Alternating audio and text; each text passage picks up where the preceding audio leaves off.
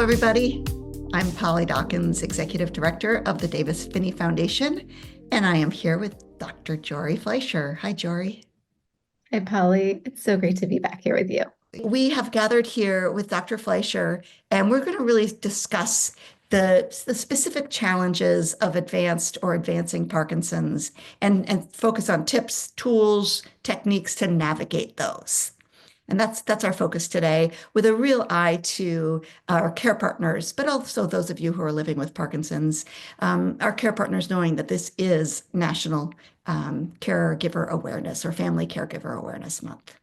I would love to have you introduce yourself to the audience about and tell them a little bit about your specialty and the type of care that you provide to our Parkinson's and other movement disorder community. So, I am a movement disorders neurologist, which means I completed medical school and then after that did a year of internal medicine and 3 years of neurology training in residency. And unfortunately, the majority of neurology training that people get in residency is really based in the hospital setting.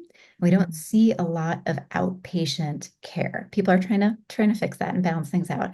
But to become a movement disorders neurologist, to really specialize in Parkinson's, you do either a 1 or a 2 year fellowship. So extra training after you finish your neurology residency that is just focused on Parkinson's and related conditions. And I'm on faculty at Rush University in Chicago and get to run our Parkinson's Center and our Lewy Body Center, and also have an amazing team that I work with clinically. And we have a clinic specifically for individuals with later stage Parkinson's and Parkinsonism. So, Jory, what inspired this conversation was something that you said on a webinar we did back in May with our care partner community. And you said something, I'm going to paraphrase something you said. You said something to the effect of, if someone tells you that there's nothing else that can be done for your Parkinson's, you should consider finding someone else for your care, or something like that. That was You, pretty good. Yep. you said there's Verbatim. always something more that can be done. And we hear over and over again in our community that people go to their clinicians and the clinicians say, sorry, there's nothing more that we can do. Can you can you sort of address like why you say that and some maybe some stories around what more can be done?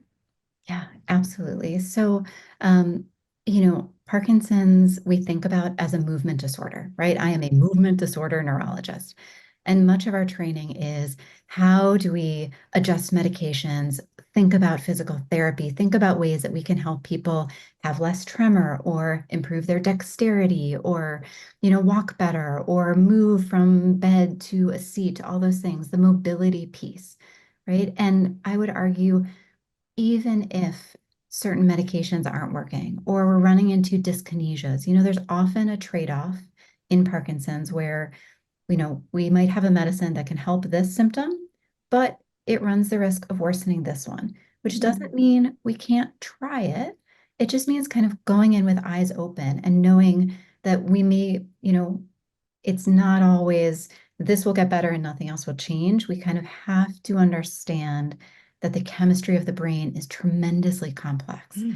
right? And so if someone is saying, no, we can't try that medication, ask why, right? And there may be a very good answer, and it might be certain medications. We have bladder medications that can really help with urinary issues, but they can really worsen memory and thinking.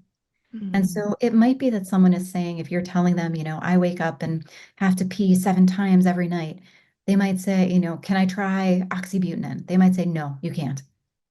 And the question then might be something like, well, why not? And is there something else?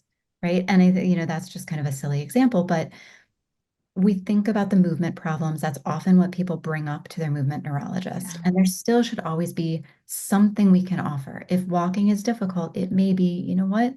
We might need to trade off that independent walking, but let's see if we can get you independence in a wheelchair without falls and customize that to you and help you get to where you want to be, right? And that's kind of an extreme example. But if we broaden our focus and say that Parkinson's is not just a movement disorder, One of my favorite, most outspoken care partners really thinks that we need to rename our field. It should not be movement disorders because there's so much more Yeah. to Parkinson's, right? And so we can do things for sleep, for thinking and memory and mood and constipation and just gut health and urination and all of it. There are things we can do. And your neurologist might not have the training to do those things, but they should know someone who can. Right. So, don't hold it against them if they're like, I'm not going to touch your constipation. That's okay. They should just point you in the right direction and not just say, you need to live with this. That's the thing that gets me up on my soapbox. I remember that soapbox. Stuck with me.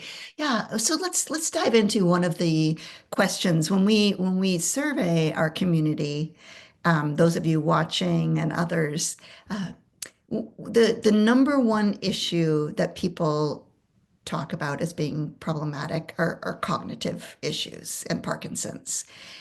Can you help talk about what are some of the cognitive issues people face, especially as Parkinson's advances, and what might be able to be done to manage those challenges? What we see more is trouble with attention, concentration. Someone who used to be a good multitasker really is struggling now. They really are just, it's hard to stay organized. It's hard to kind of keep things in place. If they're interrupted in the middle of doing something or in the middle of a sentence or a conversation, it may be impossible to get back that train of thought as to what they were doing or what they were engaged in. They could be writing an email, the phone rings, and then it's like that email never gets sent. It's going to stay in the draft folder forever, and may not register that it never happened. We see problems with executive function, which is a complex kind of term that describes decision making and judgment and problem solving. So the person who's always been sort of the financial manager of the household, suddenly kind of losing track of the checkbook. And we can also start to see some of the neuropsychiatric complications, which are things like delusions, so fixed beliefs about things that are not true, Yeah.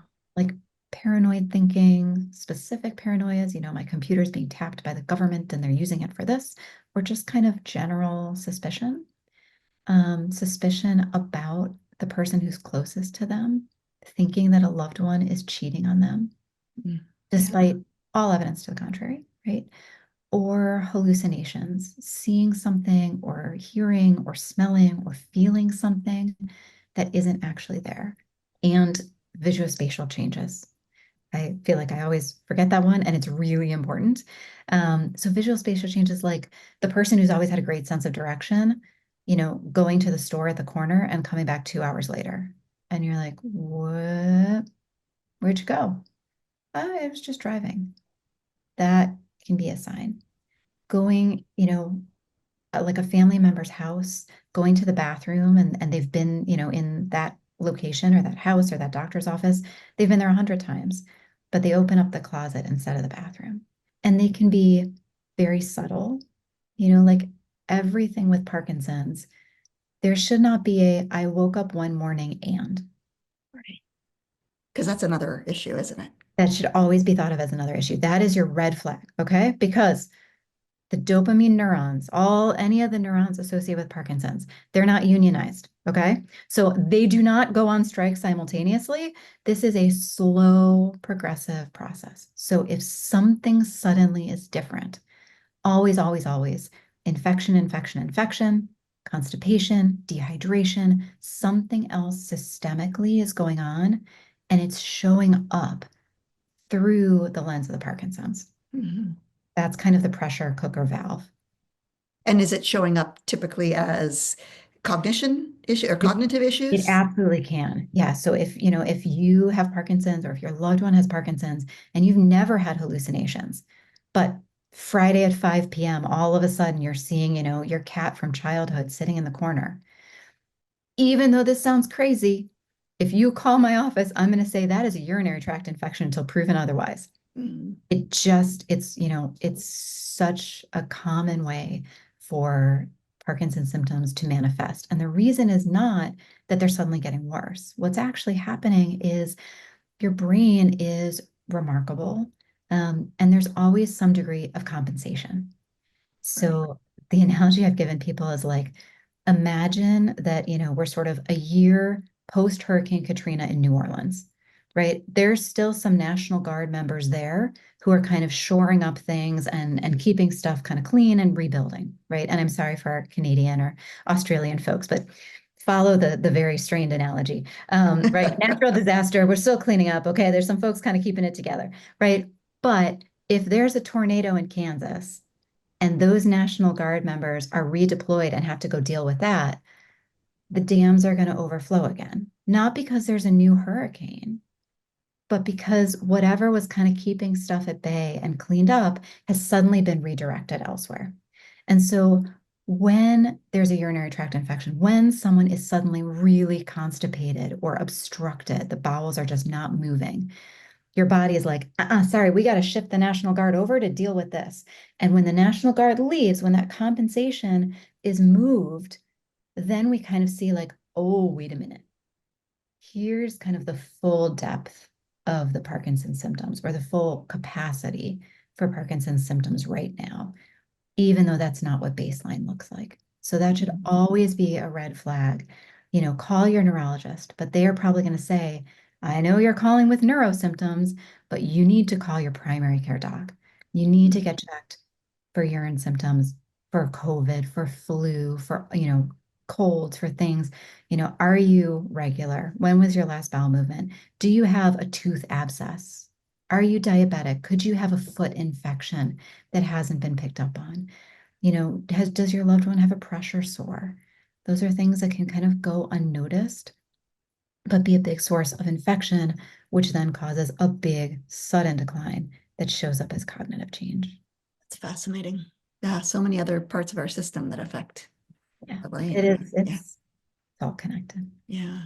So when I started the question about cognitive challenges and cognitive issues and Parkinson's, I was also hoping we might be able to address like what can be done. What are some tips or techniques or ideas that you have if somebody is facing sort of progressing cognitive issues and Parkinson's? So I would think about it as sort of medication and non-medication things. So Okay. non-medication things, exercise, exercise, exercise. And I do not care what kind it is.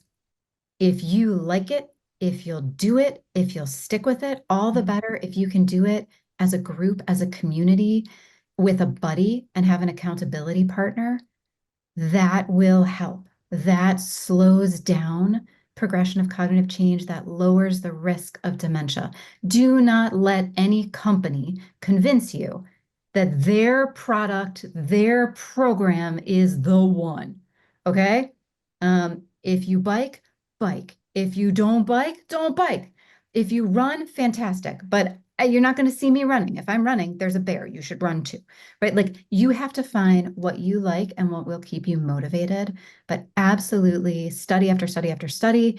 And clinically, I will tell you, my folks who exercise are the ones who keep going, cognitively, mobility wise, all of it. Mm. Number two, non-medication wise, is social connection. Social isolation, which is different than loneliness. You could have, a family all around you and friends upon friends upon friends and still feel lonely.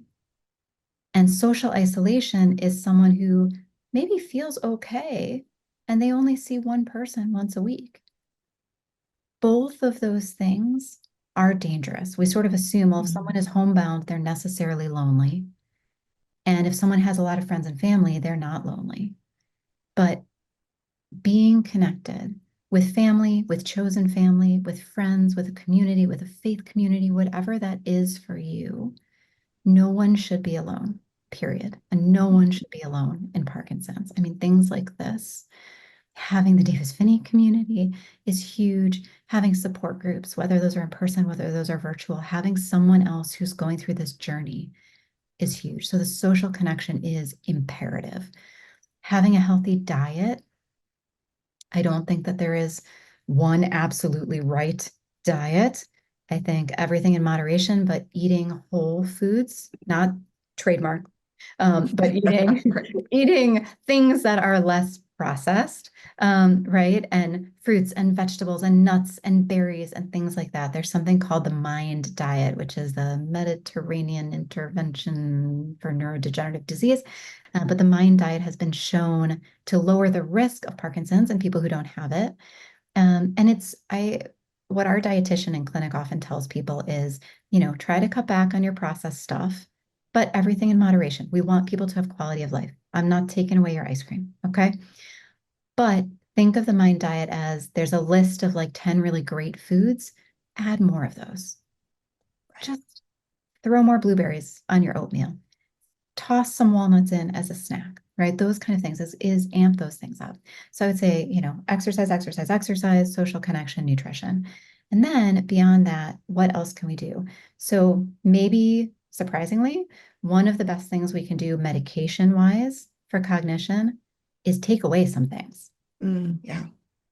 Often people have been put on various medications for all kinds of things that may be sort of a set it and forget it kind of thing, and may no longer be needed. And so it is always worthwhile to sit down with your primary care doc or your neurologist and say, can any of these go? Because as time goes on, as we age, as our brain changes, that balance of risks and benefits may shift. And so, certain things. So, for example, a lot of cough and cold medicines, a lot of sleep, over-the-counter sleep medicines contain Benadryl. Benadryl and things like it carry a significant risk of dementia, of worsening memory and thinking. And so, taking Benadryl every once in a while to help with sleep when you're 30, okay. But taking Benadryl or Tylenol PM or things like that every night or more nights than most, as you have Parkinson's and you're getting older, not such a good idea. Right? And so re-examining some of the things that you're on to make sure that those are still pulling their weight and they're not doing more harm. And then there are several medications that we use to help with memory and thinking. And often people will take these pills and say, I don't notice any difference. And in a condition that is progressive, I don't notice any difference is a win. Mm. I wish we had better wins. Right. And I would say, like in my clinical experience with some of these medicines, so these are things like donepezil or Aricept or rivastigmine or Exelon, things that we would call acetylcholinesterase inhibitors. It's about 20% of people that the person with Parkinson's or their family member will come back and go, you know what? I actually think X, Y, or Z is better. So sometimes we do see some tangible improvement, but I tell my folks, I want you to think about this like a vitamin. We're just going to trust that it's doing something underneath, even if we don't see a benefit day to day. And as long as we're not seeing side effects, right? Because we can never know what would you look like? How would you be thinking in 5 years with the medicine versus where would you be in 5 years without? That's what the research studies have been about. And when we look at big groups of people and they're randomly assigned memory medicine or not, everyone is worsening, but the people getting the medicine worsen less. Jori, this happens to me as I'm aging. I get all sorts of advertisements for memory supplements, brain supplements. What, how do you feel about those? And of course they're expensive. They're very expensive. So, I think this is really, really challenging because you're exactly right, they're advertisements. And it can be really hard to distinguish them from even drug company advertisements, which I have feelings about. But, I think supplements, so things like Prevagen or Vive, all of these things, um, they are supplements, which means they are not regulated by the Food and Drug Administration, which means it means a couple of things. Number one, no one is actually confirming that what they say is in the bottle is actually in the bottle. That's number one. Number two, no one is actually verifying the statements that they're making or the claims that they're making. So just as an example, one very popular supplement, and this is not limited to this one, but claims that, it has shown benefit across multiple areas of memory and thinking. So it's a combination of a few different vitamins, essentially, all of which have been tested in mice or rats. And each individually makes the mouse run a little faster or makes the rat find the pellet hidden in the maze a little bit faster. But these have all been tested in people, and they have not worked any better than placebo. But because it's not regulated, these companies can say, we combined not only one, not only two, but three scientifically proven supplements that can help with nerve function. Well, yeah, but they help with nerve function in mice, and you are not a mouse. And when we've looked at them in people, they don't work. So I would say take that money, spend it on a gym membership, spend it on walking shoes, spend it on going out to coffee with a good friend. Like that's a better use of that, and that's better for your brain. I'd like to try to answer some of the questions about cognition that we have from Yeah. our chat people. So changing screens, so I'm going to change my direction here. Somebody asks, will Alzheimer's medications work for Parkinson's disease dementia? That is a very good question. And I wonder whether they mean some of the new infusion medications that are coming out right now. The jury is very, very much still out. At this time, those new Alzheimer's medications are only approved for Alzheimer's, and they carry with them some very serious and very significant risks of side effects, including brain swelling, brain bleeding. They're quite significant and very concerning. So there are researchers out there who are interested in looking at these medications in people with Parkinson's and Parkinson's dementia and Lewy body dementia, but they are absolutely not approved for that yet. And even in the trials where those meds were approved in Alzheimer's, the degree of improvement that they saw clinically was not different from what we see with the pills that have been around for decades that we've got lots of experience with that I was talking about earlier. So another question about Parkinson's disease dementia. Are driving skills impacted by Parkinson's disease dementia? yes, unfortunately, a lot of the things that we talked about, right? Attention, concentration, multitasking, visuospatial abilities are all really heavily drawn upon simultaneously and constantly when people are driving. So just because someone has Parkinson's does not mean you can no longer drive. Even if someone has Parkinson's dementia, does not necessarily mean, okay, boom, you're done. It really is so individual, like everything about this. But I would strongly recommend, instead of just saying, well, let's roll the dice. I'm gonna go to the DMV and we'll see what they come up with, right? The safer route is that there are many occupational therapists who can do driving evaluations. And these are very sort of protocolized, standardized, formal assessments of all of those building blocks: attention, concentration, reaction time. Can you turn your neck to look at your mirrors, right? And if any of those things are found to be kind of suboptimal, not working as well as we want, but rehabable, right? If you can't turn your neck so well, they can fit a different mirror so you don't have to, right? All these different pieces, they can work on those things. And then sort of second level of a driving evaluation is actually putting it all together, testing how someone does either in a driving simulation or out on the road. And so if someone passes that, the evaluator might say, avoid conditions that we know are difficult in Parkinson's. So those are difficult weather, driving at night, driving in unfamiliar situations, complicated intersections or turns, construction, for sure, where things are not the way that they've always been.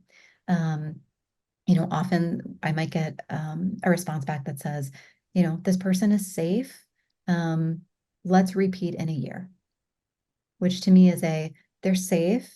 Let's stay close to home and on familiar routes and only drive during the day. And we're going to come back to this. And, family's going to let me know too. Thank you. How common are worsening of obsessive compulsive disorder tendencies with someone diagnosed with Parkinson's? Great question. Honestly, I don't have a great number to quote for you, but it is certainly something that we can see both in people who have that tendency at baseline, but we also can see something called punding, which is purposeless, repetitive behaviors. So I have folks who will, I mean, every single day, hours upon hours, file paperwork. And you might think, like, well, my house, I mean, you can't see my background for a reason, right? But that would be great. That, organization, lovely. But it's not with a consistent organizational scheme. It's kind of putting things in places and then taking them out again and putting them in other places and filing consistently. I have someone who every day was sorting through their spoons and taking all the spoons out of every drawer in the house and then putting all of them back. I have someone else who spends hours every day copying out Bible verses. And if that was something that that person did pre-Parkinson's and pre-dementia, right? There's no judgment there. That is something that could be very meaningful to someone. Yeah. But this is something that has become, they cannot be interrupted. They must be doing this over and over and over and over again. Meals can't happen because we're doing this, right? And so if those tendencies are happening, please talk with your neurologist. They may want to, bring in a psychiatry colleague to help manage some of those tendencies, but they are something that can be treated to the benefit of the person. Thank you. Let's move on to apathy and Yeah. fatigue. Apathy and fatigue are two big issues we hear all the time after cognitive issues. And they seem to be hand in hand almost. What can be done to manage apathy and fatigue? So apathy, and I think it can be really hard to distinguish, both apathy and fatigue and apathy and depression, right? And so the way that I explain this to people is, depression is the person actively says, I feel sad, I feel blue, I feel down, I feel hopeless, I feel guilty, I feel worthless. Whereas apathy is, no, I just don't feel like doing the thing. But they're not bothered by it, usually. The person who is bothered by it is the care partner. And I think apathy, honestly, is one of the biggest contributors to care partner strain because our care partners are listening to this and going, but I know they need to exercise, they need to socially, connect, and they need to eat, and they need to do this, and they need to do their PT, and they're not taking their meds, and come on, come on, come on. And the person's like, yeah, in a minute. I'm not going to go today, but I'll go next week, right? And so there's that care partner guilt of I should be, and they're not. So for apathy, I wish we had a pill. I wish we had a magic answer. Really, at this point in time, we do not have a medication treatment for apathy that consistently works. Sometimes we'll try certain stimulant medications, things like methylphenidate or Ritalin or things in that class. Research tells us that they're pretty meh. Most people don't have a big change in their apathy, but sometimes people can be outliers and we may try them if it's safe and there aren't other risk factors. But I think the biggest thing is really having an individualized daily schedule. It's the person with Parkinson's might know what they're supposed to do, but on any given day, they just don't want to, right? And the care partner knows that there are 10 things that their loved one should do that day, ideally. And it's agreeing. And I've had people literally write a contract. Like, I will sign it. I will be the bad guy to say, it's not me, it's Fleisher. Fleisher says you have to get up today, right? And it's, that even if we don't want to do X, Y, or Z, we agree to at least 3 things in a day. We will go to physical therapy. We will go to boxing, to biking, to whatever. We will go to the kids or the grandkids activity.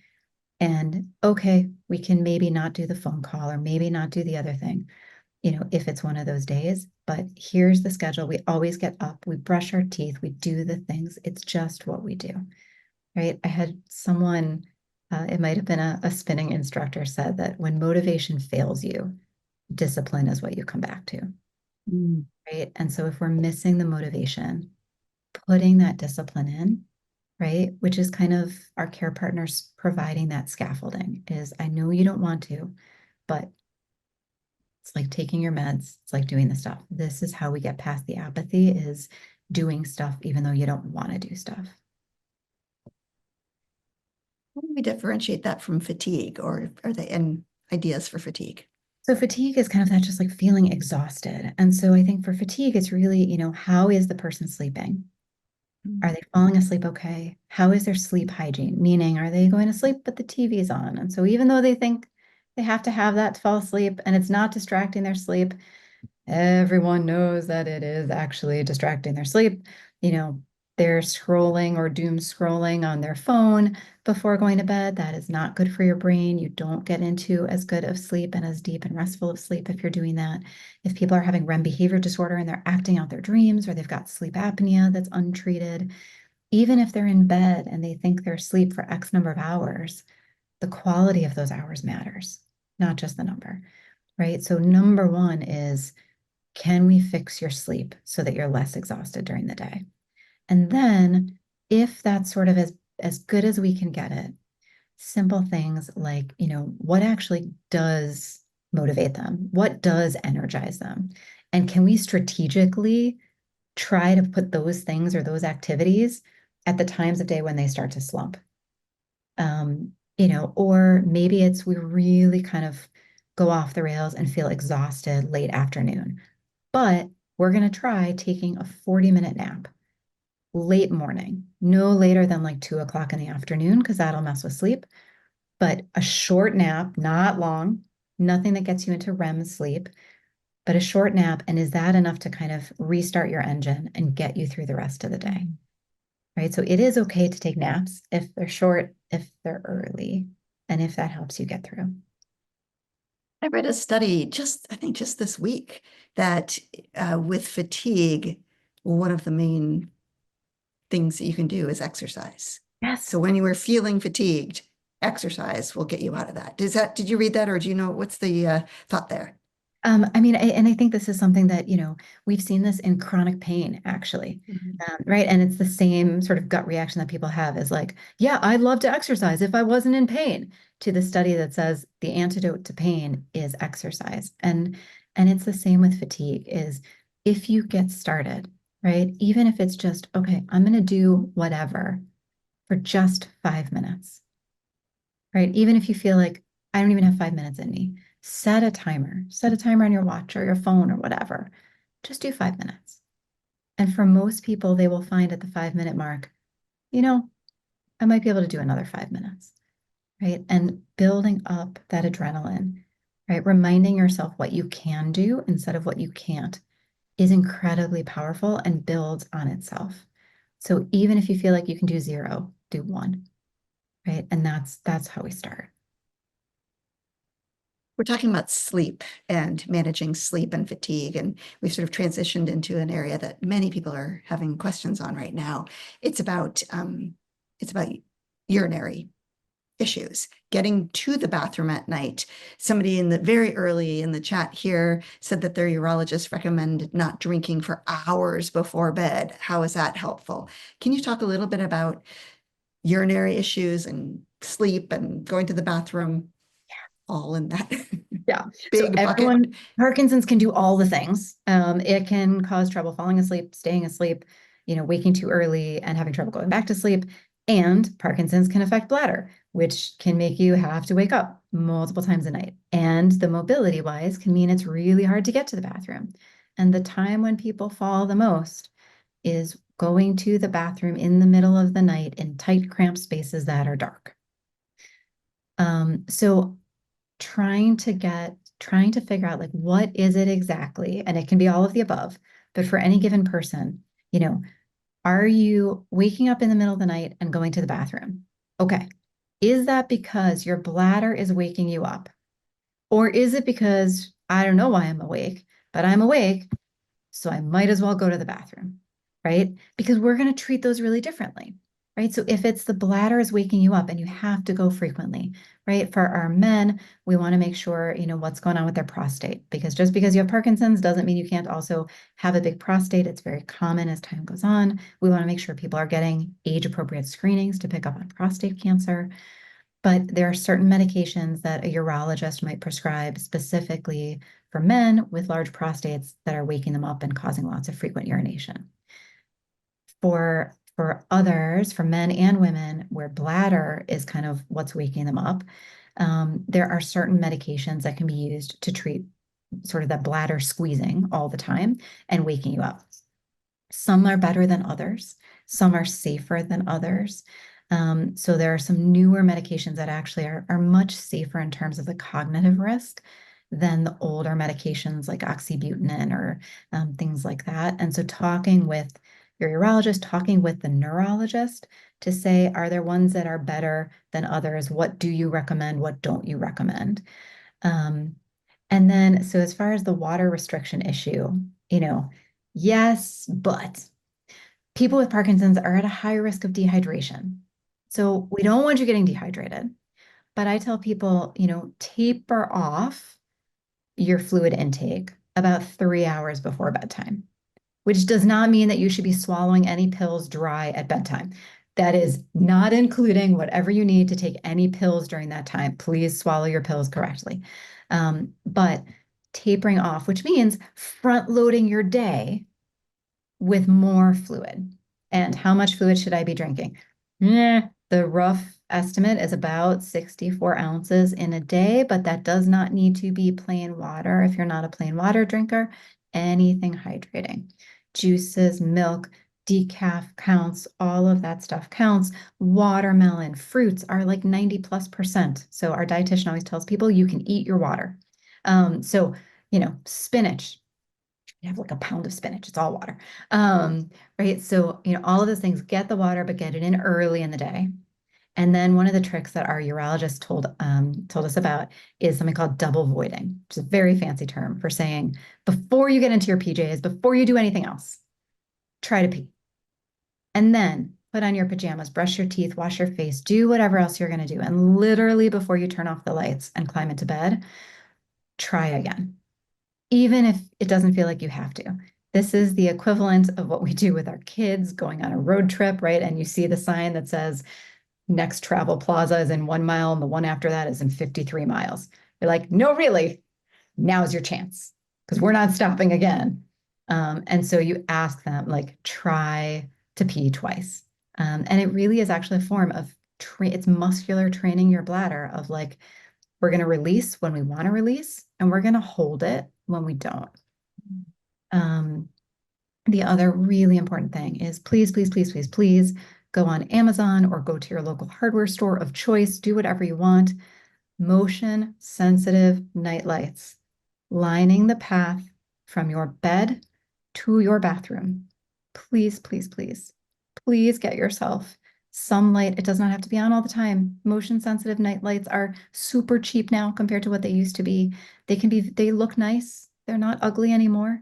They can be very unobtrusive, but that alone is a huge investment that really can prevent falls going to the bathroom in the middle of the night. And for our men, if it's harder to get up out of bed, a portable urinal, just like those little jugs that they have at the bedside in the hospital. Is it pretty? Is it lovely? No. But is it better than a fall for someone who really struggles? And is it easier for the person to do for themselves than waking up their care partner? Or even if they need to wake up their care partner, is that something that's easier than the whole process of getting up and getting to the edge of the bed and standing and moving and getting to another room? Care partner will fall asleep faster. The person with Parkinson's will fall asleep faster. It's just kind of a better zone for everybody. Thank you. So we've been talking about urinary. Any issues, any things to think about with advancing Parkinson's and bowel related Oh issues? man, all the things, right? So Parkinson's really likes to slow down the gut. Mm. If you think about someone moving and their movement is slower, their gut mirrors that, and may even be slower than their movements. And so as the gut just slows down and stool kind of sits around for longer, your gut has one job, which is to absorb stuff that it needs. And if stool is sat around for long enough, there are no more nutrients or really important stuff. There's just water to absorb. And so you get this slow moving, increasingly hard, increasingly dry boulder of stool. And what winds up happening for a lot of people is it gets stuck and it gets really hard to pass. And so, as time goes on with Parkinson's, this can become really difficult.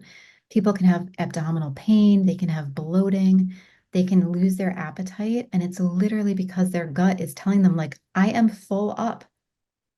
And because just like everything else, this doesn't happen all of a sudden. This doesn't happen overnight, right? I have people call and they're like, I wasn't constipated last week and I'm constipated this week. And I'm like, you were constipated last week. You're just more constipated this week. And it rose to the level that now you feel it. And so most people with Parkinson's need to be doing something every day to help with their bowels. And the easy things are exercise and hydration, which is going to help everything else anyway. So those should be sort of the cornerstones on the list. Fiber, ideally through food. Not as great, not as well absorbed through a supplement as through fruits and vegetables and whole grains and all of that. But for many people, they also need to be, potentially taking something, whether that's prunes or prune juice, whether that's papaya, which is really common and recognized in Latinx communities as sort of a natural aid for constipation. But anything fermented, anything funky, kimchi, sauerkraut, kefir, which is like a yogurt drink, those can be really helpful. And there are all kinds of different recipes out there. There's something called the Rancho recipe, which is equal parts, and then we can pop this into the chat, equal parts prune juice, applesauce, and bran. There is no one right bran. The one is whatever's on sale at your supermarket.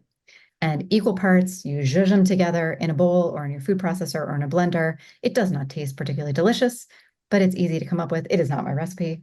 Put it in a Tupperware. It lasts for about a week in your fridge, and you take a tablespoon every day. It's okay. It's not delicious, but it'll work. There are some other recipes where you can basically make senna tea. So Smooth Move is a common brand that's out there that people can find at Target or at their drugstores or things like that. You steep senna tea and you put a ton of dried fruit in the hot, and you basically let that all get happy. And then you blend that together with some brown sugar and some lemon juice, and it makes the consistency of like the inside of a fig Newton. It's actually pretty good. And that actually can freeze, and it doesn't freeze ice solid. It's more like a sorbet consistency. Tastier, just a little bit more prep work. But a lot of people will do that and throw that into yogurt or throw that into oatmeal or something in the morning or put it on toast. That can be helpful. Or things like laxatives, particularly Miralax is going to be our safest and the one that will not stop working over time. And the other thing, some stop working? they do. So your body kind of builds up a tolerance. There's that myth, right? That like eventually the levodopa will stop working. That is wrong. I'll say that again. Levodopa will not stop working. That's been wrong and scientifically disproven for decades. Uncle Google hasn't caught up with that. Okay. But senna and colace and dulcolax and things like that over time, and everyone's different. So this could be months, this could be years, but over time, the body will get used to those, which means you kind of stop them. You need to do something else. And then, you can try them again. But Miralax isn't absorbed. It just goes into the gut. It pulls water in, and it helps to hydrate the stool so that you can pass it more easily. The challenge is, and what I hear from everybody, so if someone is shouting this, if you're shouting at me in the chat, wait, okay, what happens first with Miralax? If you've been constipated for a while, there is that rock hard boulder of stool, usually sitting right at the exit point, and there's all the newer, fresher stuff above it. Miralax brings water into your gut, kind of like flushing a toilet. Stuff comes in, the water comes in, and it's going to hit the newer, fresher stuff first. It's going to soften that up first. And yes, Miralax, I think, goes by Restorelax, the generic name and the store brand is absolutely fine, is polyethylene glycol. Usually it is in a bottle with a purple top. I don't know who came up with that. Costco has it. Okay. So Amazon has it. All of the places, right? So it will soften up the newer, fresher stuff first, but you've still got this big boulder of stool that the Miralax hasn't gotten to. So people will have what's called overflow diarrhea, which is where this now more liquidy stuff scoots around. And they'll go, oh my God, Jori, I wasn't supposed to have diarrhea. I just wanted normal. And they stop the Miralax. They're like, it was too strong. I hear this all the time. The Miralax was too strong. No, no. What's actually happening is in order for the Miralax to get to that rock hard stool, you need to clear everybody else out of the way. And then the Miralax will help move this along. People usually recognize and go like, oh, now I feel different. Got it. That has moved along.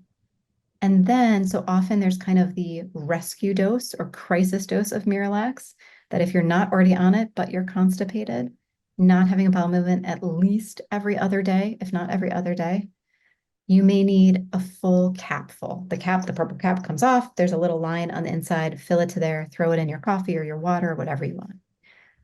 But you may need a full capful or a half capful to kind of get you going and back to baseline. And then you may need half of that every day to keep it from happening again. Because the same slow gut is always going to be there, right? And we want to prevent it if we can.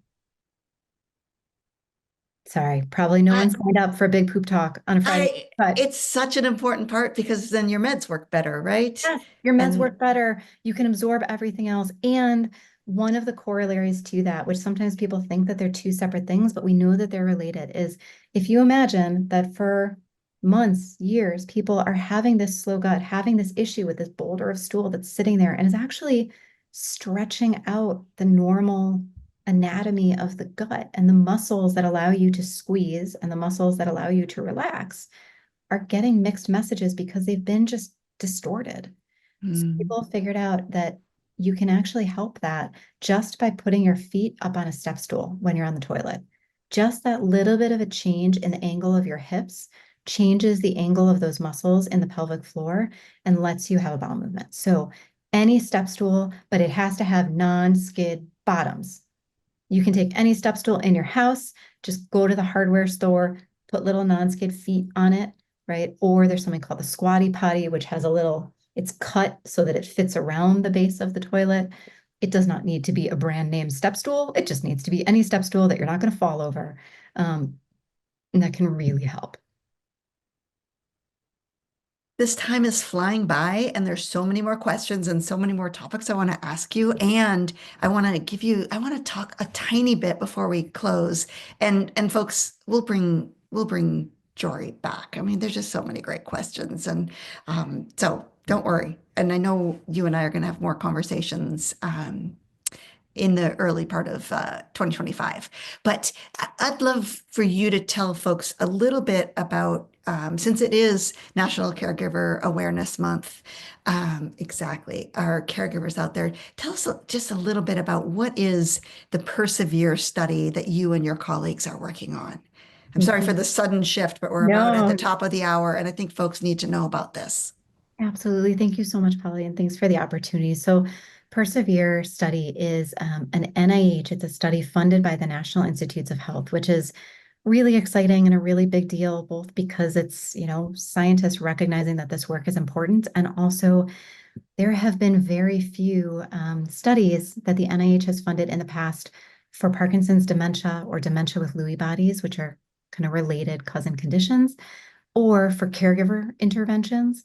And this is both of those things. So my team and I have been working for the last 10 years up to this point where we've been trying to figure out what can we do for caregivers of a loved one with Parkinson's and cognitive change, even without a formal diagnosis of dementia, just you're noticing that stuff is changing, or your loved one is starting to have hallucinations. And so over the course of several studies leading up to this, we developed a curriculum, and it's not a textbook. It's this, right? It's Here's what we do for constipation, and here's why a urinary tract infection shows up the way that it does. It's this kind of information in modular weekly format, and each week there's kind of information about Parkinson's or Lewy body topic and information about caregiving. And so we've developed this 12-week curriculum, and what we found was, anyone can read a book. Right? Anyone could go out there. There are lots of books out there. There's amazing resources on the Davis Phinney Foundation, right? But we've talked about the social isolation piece with our people with Parkinson's, and for our care partners, this is so huge. And, folks can go to a support group, but if their loved one is having symptoms that don't quite gel with what someone else is talking about, they may not feel comfortable sharing that. Whereas they might be willing to talk about that one-on-one with someone who's been through there. And so we know that strain is so high in our Parkinson's care partners, and caregiver burden and health issues are so high in our care partners. Back pain, high blood pressure, depression, sleep issues, all kinds of stuff are higher than they should be. And we think that if we could ease this journey, that we could fix some of those things. And the healthier the care partner is, the healthier their loved one with Parkinson's is. The healthier a care partner is, the longer the person with Parkinson's stays at home versus winding up in a hospital or winding up placed in a nursing facility. So we think that training and educating our care partners in all of these kind of things, symptoms, but also what's the difference between subacute rehab and acute rehab? If my loved one's in the hospital and they're bringing this up, what is Medicare Advantage? I don't know that I can actually explain that, but my social worker can, right? And all of these different things, and how do you plan for the future in these different ways? We've cooked all of this into an intervention, and we are recruiting over 600 Parkinson's care partners. So currently caring for a loved one at any point in the journey, as long as there are some cognitive changes, or past care partners, because we train our more experienced care partners to serve as mentors, and we match them up with half of the group. So you're not only going through the curriculum, you're going through it and talking with someone who gets it because they've lived it. And so this study is funded by the government, which is amazing. Amazing. It's named Persevere because you can squish together a grant name out of stuff, and it's peer, mentor support, and caregiver education. But it's also named Persevere because my grandmother taught me the word persevere when I was 4. She raised a daughter with severe neurologic illness, my aunt, and persevere was sort of her life motto. And then, ironically, she developed Parkinson's late in life. And so it is in honor and in memory of her, and just inspired by her because it's what she did. And, the care partner community is just so inspirational at every step of the way. And until we have better support in our healthcare system, caregivers helping other caregivers with reliable information that they can access and actually use is our thought for the best solution. So we are open to recruitment. We are only open in all 50 US states and US territories. So Puerto Rico, Guam, Samoa, Virgin Islands, we are looking at you. If you are part of a community, of a network, my social worker is available. We've been popping into support groups all over the country multiple times a day to talk about the study and share flyers and push stuff out there. So I think Lauren put the link in there. All of it is online. It's all on your own time. So people can screen in, and we've got support in the background. We've got a small but mighty team, so that if things are going on, if you question to yourself, well, it says I qualify as a mentor, but I don't know that I know enough. Yes, you do. I promise you, yes, you do. And you're living it. So you do. Wonderful. You do. Jori, the time talking with you goes too quickly every time we meet. Hours And fly our by. community has stayed with us here on this call, and there's so many kudos for you and thanks, and so many more questions. So let's come back one day, answer more questions, and answer, just keep talking. Keep talking about this. Thank you for your time. Thank you for being here and for what you do for our community. For all of you who are joining us today, we really appreciate it.